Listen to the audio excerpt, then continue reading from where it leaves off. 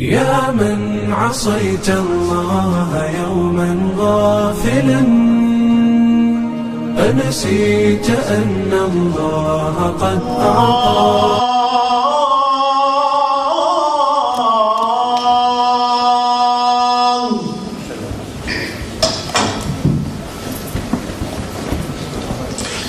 حي على الصلاة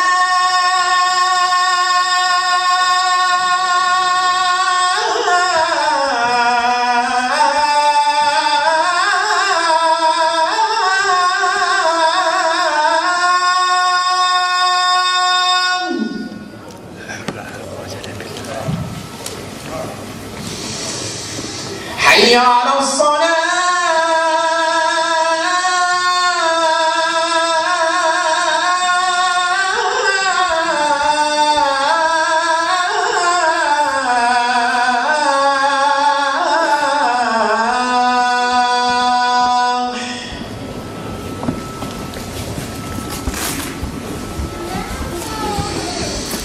حي على الفلاح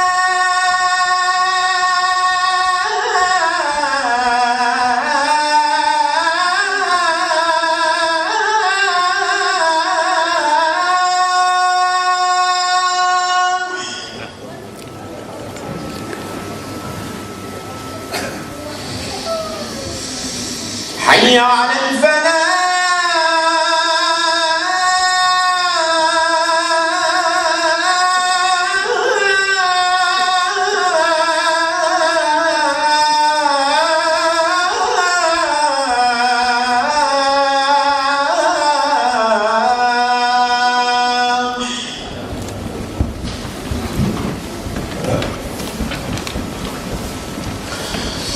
الله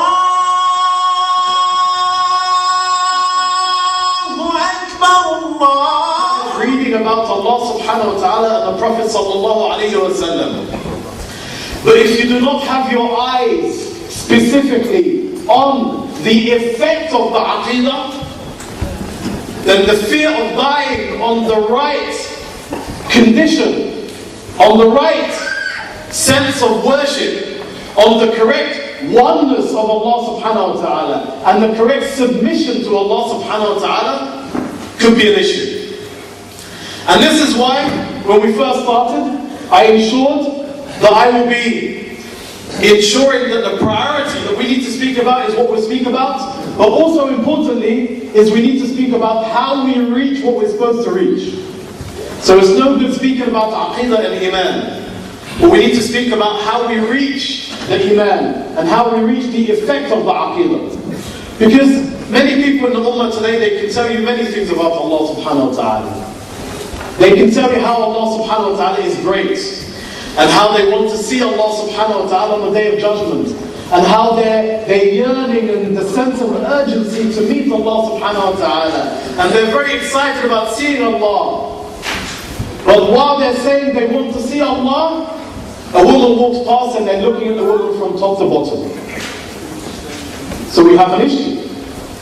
We have an issue that we need to purify this relationship with Allah subhanahu wa ta'ala. We have an issue that we need to make sure that there is no love in the heart but the pure love of Allah subhanahu wa ta'ala. We need to make sure that every day I'm working towards emptying my heart from anything but Allah subhanahu wa ta'ala. And in the past we've spoken about many meanings of aqidah, many meanings of iman. But inshallah today, with the will and the grace of Allah subhanahu wa ta'ala, I felt it's important that we stop talking for a moment about the effect of aqidah and the effect of iman, but we need to maybe go back a step.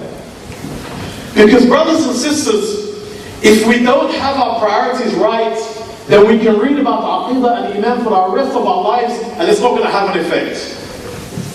If we don't have our priorities right, then we're going to be mixing what is true with what is false. If we don't have our priorities right, we will be mixing what relates to Allah subhanahu wa ta'ala and what we are gaining from the world outside, from materialism and from anything but the way of Allah subhanahu wa ta'ala. Then we still have an issue.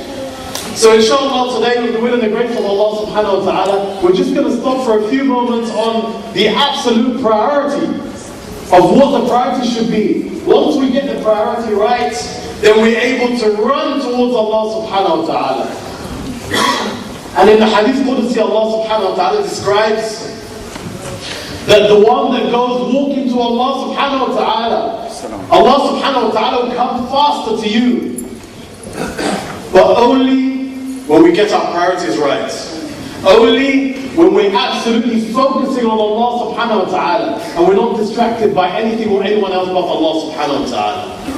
Only when we live every moment in our life and it is proven in our hearts, in our minds, in our thoughts, in our actions that we absolutely want Allah subhanahu wa ta'ala. This is what we mean by the priority. Now, the priority is one thing, and not having a priority is an even worse of a problem. And look how Allah subhanahu wa ta'ala describes in the Quran those who don't have a priority in the first place. So those who have a priority, but not the right priority, they're maybe halfway. They know there are two options, but they're not fully taking the right option. But the ones that don't have the priority, they don't have the priority in life, they're just living life as it is every day. This is the issue. This is even more of a danger. And Allah subhanahu wa ta'ala describes these individuals as being less than animals. Because even animals, when they walk or when they get up or when they go off, they have a priority. Maybe going for food, maybe going for anything. They have a priority. But the issue is, when us human beings, we don't have a priority. And you know what the biggest problem is, brothers and sisters? Is when we have all these things around us in life, but unfortunately they move us away from the priority that we should have. When Allah subhanahu wa ta'ala has created everything in this life, so we may use it and utilize it for the worship of Allah subhanahu wa ta'ala. And we have a hadith. This isn't my own words. But you know what, brothers and sisters? It's not a hadith from the Prophet sallallahu alaihi wasallam, even though he's the one that said it. But we have two types of hadith. We have one hadith which is called the hadith of the Prophet sallallahu alaihi wasallam, which is the own words of the Prophet and the own meaning of the Prophet alayhi salatu wasalam. And we have a hadith which is called the hadith al-Qudsi, which is said by the Prophet sallallahu alaihi wasallam, but the words are from Allah. It's not the choice of the Prophet sallallahu alaihi wasallam. So when we say this hadith, brothers and sisters, remember this is Allah subhanahu wa ta'ala Almighty saying these words. It is Allah subhanahu wa ta'ala reminding you of what your absolute priorities are in life. Listen to this hadith quality. Allah subhanahu wa ta'ala says, يَا ابْنَ آدَمَ خَلَقْتَ الْأَشْيَاءَ مِنْ أَجْلَكَ وَخَلَقْتَكَ مِنْ أَجْلِي فَلَا تَنْشَغِلْ بِمَا هُوَ لَكَ عَمَّا أَنْتَ لَهُ. O son of Adam, I have created everything for you. And I have created you for me. So do not get distracted with what has been created for you over who you have been created for. Do not get distracted by anything in this life, because it has been created for you so that you may worship Allah subhanahu wa ta'ala. And that even includes your wife and your children. And that includes teaching your children not to be distracted with their fathers and their mothers, and to be engaged with Allah subhanahu wa ta'ala. That's why, whenever we're talking to our brothers and our young sons and daughters, we should always relate everything to Allah subhanahu wa ta'ala. Relate it back to Allah subhanahu wa ta'ala. When you have given your child something and they are happy, and they're saying, thank you Baba, or thank you Abi, or thank you Father, you say, stop. Have you thanked Allah subhanahu wa ta'ala before you come and thank me? Have you thanked Allah subhanahu wa ta'ala before you thank your mother? Everything has to revert back to Allah subhanahu wa ta'ala. When they're happy with anything in life, you relate it back to Allah. It could be even a game. It could be a toy. But you relate it back to Allah subhanahu wa ta'ala. You know who made this toy? Yes, the man made it by the will of Allah. But you know who created the man? Allah created the man. And you know who created the material that made this toy or made this game? Allah subhanahu wa ta'ala created it. So we teach our children that people around us, whether they're mechanics or whether they're factories, they don't make anything. Allah subhanahu wa ta'ala has created everything. But Allah subhanahu wa ta'ala has allowed them to put the pieces together, that's all. So we have to relate everything back to Allah subhanahu wa ta'ala and teach our kids that Allah comes before mother and father. And the Prophet sallallahu alayhi wa sallam comes before mother and father. And when you have a newborn child, you teach them Allah and Muhammad before you teach them mom and dad. We never know what could happen tomorrow. We never will know where we could be and where our children could be. But at least you can be sure, if you teach them correctly, that they're with Allah subhanahu wa ta'ala, regardless where they are. Regardless where they are. There were people back home in our countries. Back home in our countries. In Syria, in Egypt, and other places. They were out on the streets, trying to spread the teachings of Allah, the teachings of the deen. And now they're in prisons. But, if they were taught to be with Allah subhanahu wa ta'ala, they will be with Allah outside, they will be with Allah in prison, they will be with Allah in bed, they will be with Allah in every single moment of their life. It doesn't matter where they are. So we need to attach ourselves to Allah subhanahu wa ta'ala.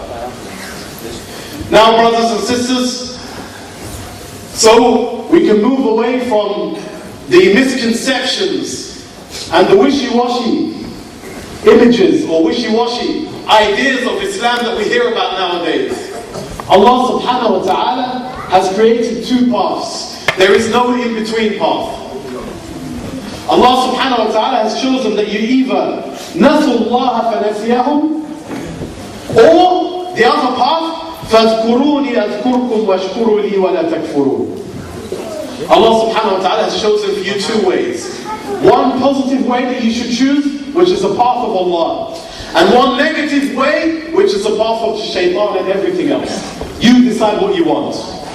But when you decide what you want, you have to take it as Allah subhanahu wa ta'ala wants you to take it, not as you want to take it. Because today we hear a lot of rulings and a lot of ahkam or rulings from Allah subhanahu wa ta'ala and the Prophet sallallahu alayhi wa sallam. They say Allah tells us to do this, but we want to do it halfway. Or we're not too comfortable doing it. Why? Because we're living in the West. Did Allah not know that you're living in the West? Did Allah subhanahu wa ta'ala not know there'll be millions of Muslims in the West? It makes no difference where you are.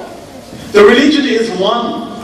But there are things that scholars obviously have to communicate to us, because the context we're living in the West is different to other places. But that doesn't change the main essence of the religion. So one path that you can choose is that you forget Allah subhanahu wa ta'ala, so Allah forgets you. Or you remember Allah subhanahu wa ta'ala and you thank Allah subhanahu wa ta'ala and you be grateful to Allah subhanahu wa ta'ala. There is no third path. We have to decide which path we want. Now, brothers and sisters, we know that in our everyday life, there are things that you can we ask the brothers to come forward, please? We have still brothers at the back that are trying to come in. Please do try and come forward, inshallah. We have a wonderful verse, or a number of verses in the Quran in Surah As-Saff. It teaches us our priorities. Because sometimes, even though there are many things that Allah subhanahu wa ta'ala blesses the Muslims, blesses the ummah with in this ummah, but many people think that this is the priority because it's some form of victory that we're giving for the ummah. But we need to understand what the absolute priority is.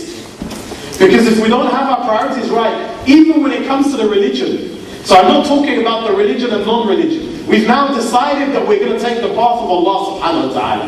Now we need to understand what is the priority on the path of Allah subhanahu wa ta'ala. What is the priority? There are many things that you can do in this religion. And the Prophet sallallahu alayhi wa sallam says that the iman, the belief, is several different levels.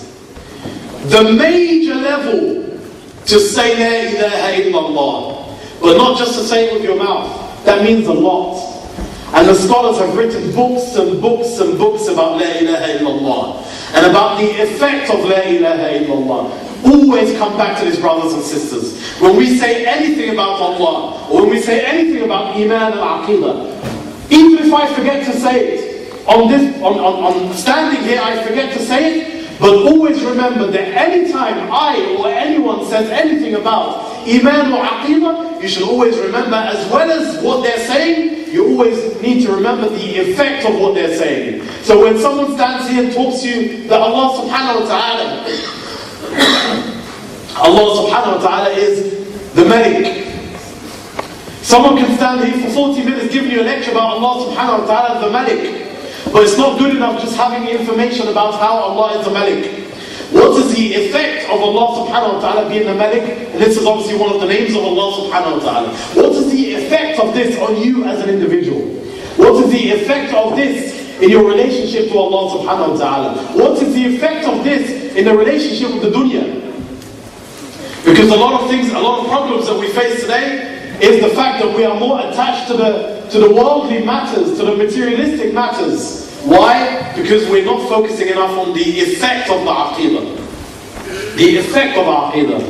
Imam al-Shafi'i radiallahu anhu, he was given a lecture one day, and someone came whispered some bad news to him. So he said, okay.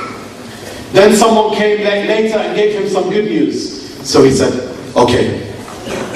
What do we mean by this? To Imam al-Shafi'i and to the true believers, whether it's good news or bad news, it makes no difference at all.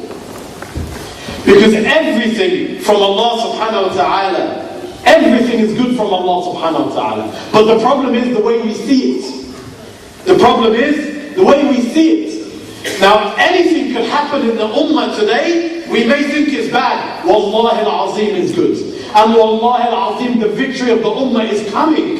And wallahi al-azim, Allah subhanahu wa ta'ala is preparing the ummah today for the victory that is coming. It's not, I'm not talking emotions. I'm not talking something I want. I'm talking absolute facts.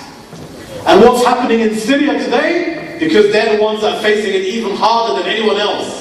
They're being prepared. Because the land of Syria is where the victory is going to come from. So they have to be tested even harder, because they have to be stronger believers. And we have amazing believers in Syria already, especially in Al-Ghouta al-Sharqiyya, as the Prophet ﷺ said. So when there are times in the ummah, the name of Allah subhanahu wa ta'ala is not loud enough, Allah subhanahu wa ta'ala brings the people of Syria, مَا إِنَّ غِيرَكَ يَا اللَّهِ. So be sure that everything is good from Allah subhanahu wa ta'ala. Just because you can't see the good, it doesn't mean it's not good.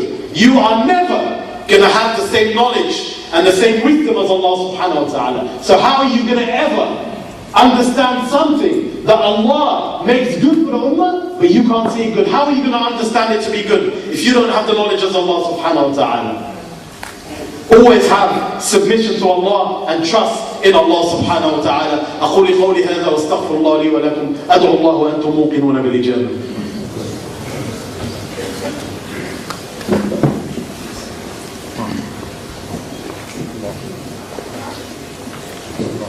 الحمد لله رب العالمين وأشهد أن لا إله إلا الله وأشهد أن سيدنا محمد رسول الله اللهم صل عليه في الأولين وفي الآخرين وفي الملأ الأعلى إلى يوم الدين.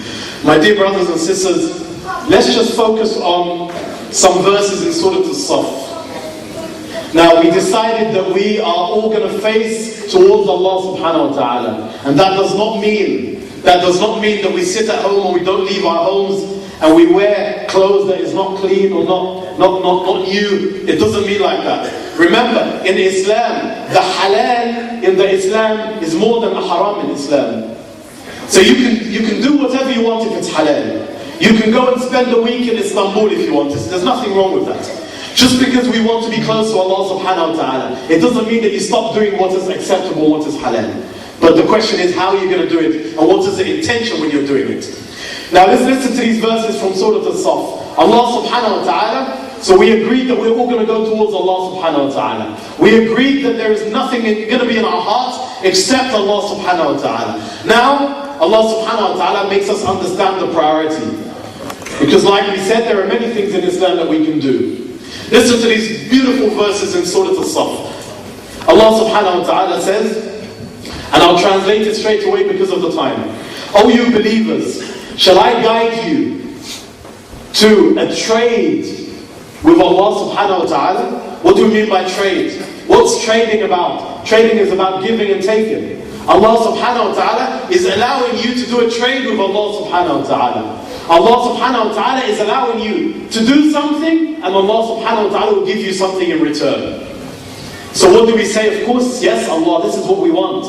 We want to trade only with you, Allah subhanahu wa ta'ala. So what does Allah subhanahu wa ta'ala say in the next verse? So if we want this trade with Allah, if we want this victory with Allah subhanahu wa ta'ala, what should we do? Immediately the verse comes next to explain to us what the first priority is. تُؤْمِنُونَ بِاللَّهِ وَرَسُولِهِ وَتُجَاهِدُونَ فِي سَبِيلِ اللَّهِ. You believe in Allah subhanahu wa ta'ala and in the Prophet sallallahu alayhi wa sallam, and you be mujahideen. But mujahideen isn't just about picking something up and going to the battlefield. The companions, when they used to return from the battlefield, they used to say, we have returned from the smallest jihad to the greatest jihad. Wallahi al-azim, the priority jihad, or one of the priority jihads that we need to do today is our own self.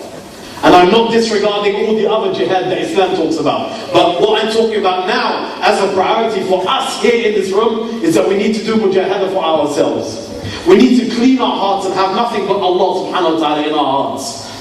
So Allah subhanahu wa ta'ala teaches us that the priority is that you believe in Allah, and you believe in the Prophet sallallahu alayhi wa sallam, and you do mujahadah, you do jihad fi sabilillah, bi'amwalikum wa anfusikum, with your wealth and with yourself.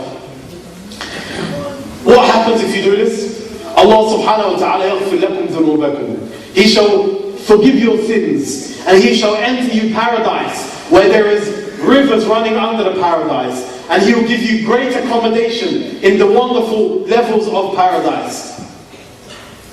Then we have another verse, and this is important to contemplate on.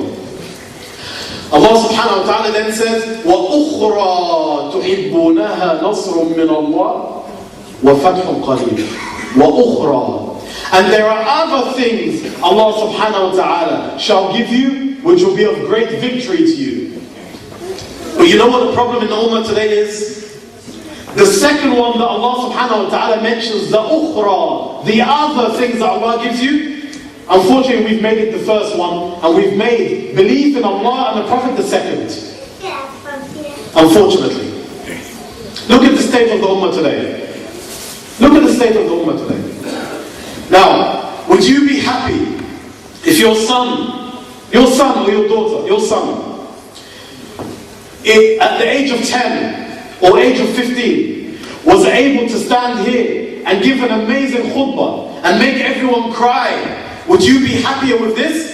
Or would you be happy that his relationship with Allah subhanahu wa ta'ala is strong, even if he doesn't know how to speak a word on standing here? Unfortunately, many Muslims today, they're more engaged with how things look from the outside. And this is what we've been distracted with. How things look from outside. We're not worried about what the essence of it is. We're not worried about the core of it. But the most important thing is how things look. This is the deception that we've lived, unfortunately, for a long time in the ummah. We need to go back to the basics.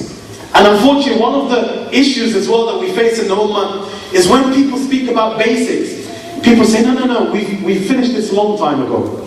When we talk about Iman, to believe in Allah, we spoke about this. This is old. I used to do this when I first began practicing Islam. But we're not doing it right. And the sincerity, the ikhlas to Allah subhanahu wa ta'ala is if you're not doing something right, you always go back to it. You never carry on. And this is why we always say the verse, Allah subhanahu wa ta'ala says in the Quran, Ya ayyuha alladhina amanu aminu. Can you believe? A verse in the Quran, Allah subhanahu wa ta'ala says, oh you believers, believe? Subhanallah. But I thought I was a believer. I know Allah, I can talk about Allah. Yes, but it's not about talking about Allah. It's about the effect of your relationship with Allah subhanahu wa ta'ala. That's why we have a verse like this that says to you, oh you believers believe, always go back to your belief and think about what your belief truly is. When you say Allah subhanahu wa ta'ala is the one that gives the rizq, the one that gives the provision, this is Iman. So Allah tells you, oh, you believe, I believe. So go back and think about it. If I know that Allah subhanahu wa ta'ala is the Razzaq that gives the provision, this is knowledge. This is information that Allah gives the provision. But that's not enough. The Iman that we're looking for, what is the effect of this on your life? If your manager calls you today and says, sorry, there's no more work, what's going to happen? What's going to happen to your heart? That's what we mean by the effect of Aqidah. Inshallah, in future khutbahs we can talk about some of the things that we can do to clear our hearts from anything but Allah subhanahu wa ta'ala. But I will finalize inshallah with one thing that we mentioned before. And we mentioned this a lot. And I mention it always, that we need to do more dhikr. We need to do 3 types of dhikr at least every day. In isolation. Sit down in the morning, in the evening, just spend half an hour between you and Allah subhanahu wa ta'ala. And do dhikr in isolation. Sit down and start with 100. Astaghfirullah. Clear all the dirt, all the darkness that we have in our hearts. Then la ilaha illallah. Fill it with the iman and the tawheed. And Allahumma salli ala Sayyidina Muhammad. Please, brothers, please do these 3 every day, and let your kids do it as well. And do it as a family. Sit in a circle and do it together. The houses need to be filled with dhikr. Remember what we mentioned before when we spoke about the major signs of the end of time? What did we say about the Dajjal? When the Dajjal comes, and there will be poverty, and there will be no food, and there will be no money, what do? Even if we have money, do we go out to the supermarket to buy food? No, of course not. If you hear that Dajjal is here, you lock yourself, your kids and your wife in your house, and you do not leave your house at all. Because it's a fitna. I don't care if I die for any reason in my house, but I will not die on the kufr of the Dajjal. But what do we know from that? Remember we spoke about this before. What happens if you're hungry? You can't go out and buy food or anything. What do you do if you're hungry?